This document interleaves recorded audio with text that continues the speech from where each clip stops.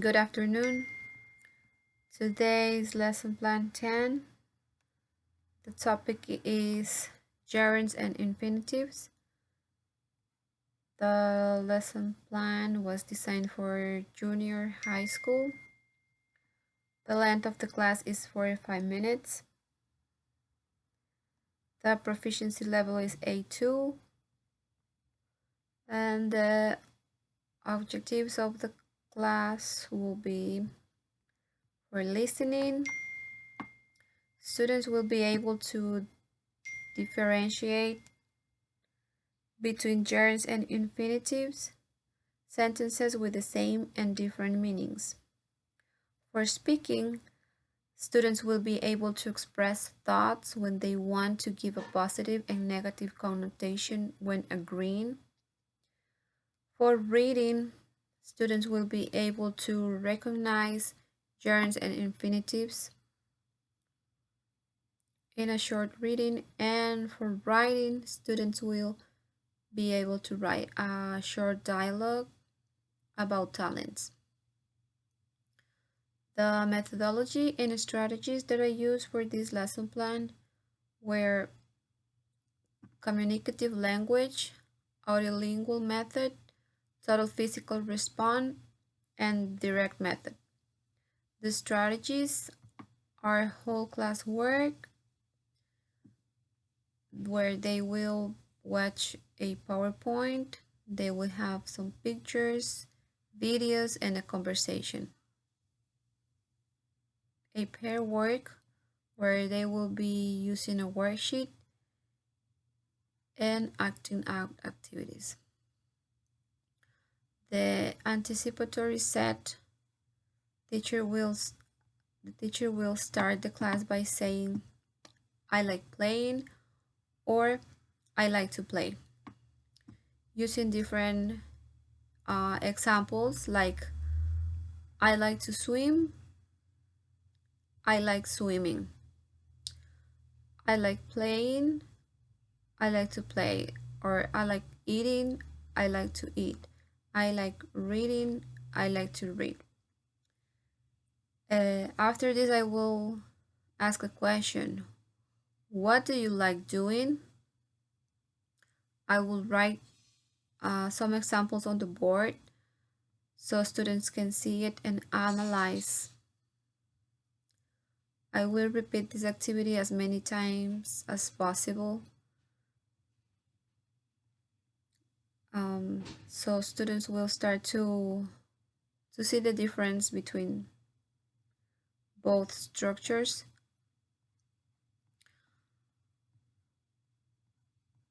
Okay, for the warm-up activity, I will review the verbs that are followed by either a gerund or an infinitive, with not changing meaning, like to love, to hate, to like, to prefer, to start, and to continue. I will say an example like begin enjoying the simple things in life and begin to enjoy the simple things in life. They both have the same meaning. Eliciting many examples from students, encouraging them to share their personal experiences in these examples with their classmates. After this, teacher will make students participate in an introductory activity and then ask questions about ways you can use gerunds and infinitives. I will present to them a PowerPoint where they will understand the grammar and the correct use of gerunds and infinitives. I will encourage students to work individually and to complete sentences with the gerund or infinitives in their worksheets. I will be walking around and making sure students are understanding and assisting where necessary. After this, students will have to work in groups. they're going to write a short story to illustrate the two meanings of the verbs. The meaning when used with an infinitive and the meaning when it's used with a gerund. They will do this activity in pairs. The rest of the class will guess the verb they are talking about and think of a sentence to explain the idea um, of each sketch using the verb in the gerund or infinitive. I will be watching and monitoring. I will correct the pronunciation.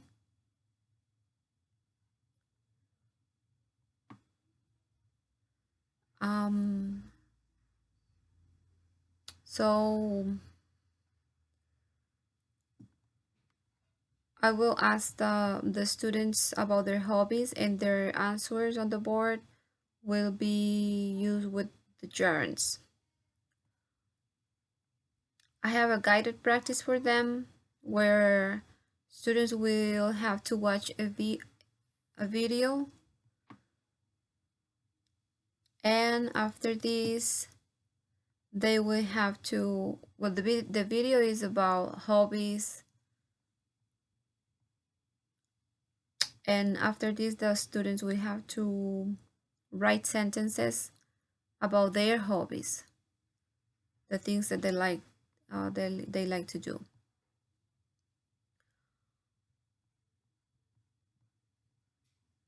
For independent practice, students will have to write a list of activities or hobbies they like and another list of activities they don't like to do. For assessment, students will have to complete a worksheet.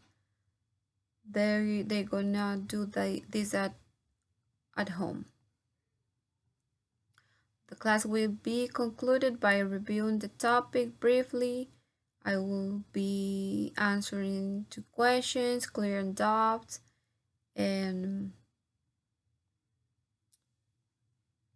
okay, and for the supplementary activities, I have for this class, I have two worksheets where they will have to fill in the gaps with gerunds. They will have to choose gerunds or infinitives. The second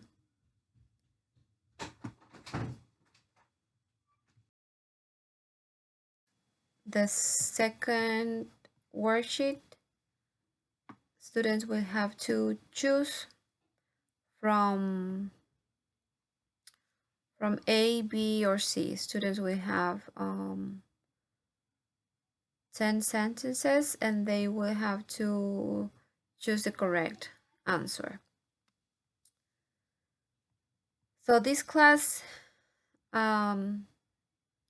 of gerunds and infinitives are always together, which most students find easier to understand. So this class, it's sometimes students get confused about the differences and definitions and when to use each one. So as teachers, we must clearly define the gerunds and infinitives. We should go over this lesson if necessary and provide simple examples for the students so they will be able to see and correct the confusion between the two grammatical terms. Students need to understand the basic idea that the gerund is an action being used as a thing or idea. And when they see a gerund is an activity, they begin to see the difference between the words as a verb and a noun. So it's very important to clarify this with them. That will be all for this class. Thank you for your attention.